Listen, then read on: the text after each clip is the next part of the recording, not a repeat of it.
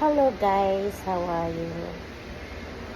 Guys, sinasabi ko palagi ito,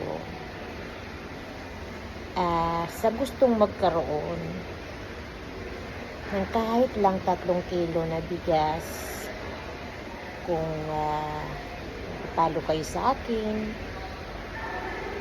kahit sino, mga kababayan natin sa Pilipinas, ang gusto ko sana, barong kayong mukha sa profile nyo sa YouTube.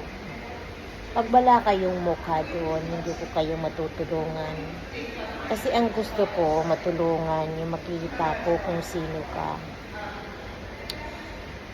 Gusto ko kasi makita ko kung sino natutulungan ko. Kapag mayroon akong pera, walang problema yan.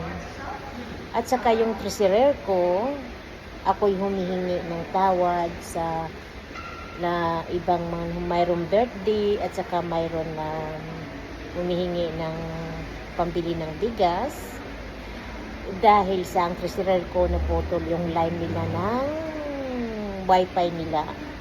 Kaya at bagong panganak siya, kaya pupunta pa siya ng bayan para magkaroon lang ng signal, ganon. So ako yung humihingi ng tawad. Uulitin ko muli, please maglagay kayo ng profile ninyo sa YouTube. Kasi kapag wala kayo ng profile, hindi ko kayo matutulungan. At syempre, i-share naman ninyo yung videos ko sa Facebook at saka sa YouTube. Maraming salamat at sana naintindihan ninyo ako, Bolol Kalote.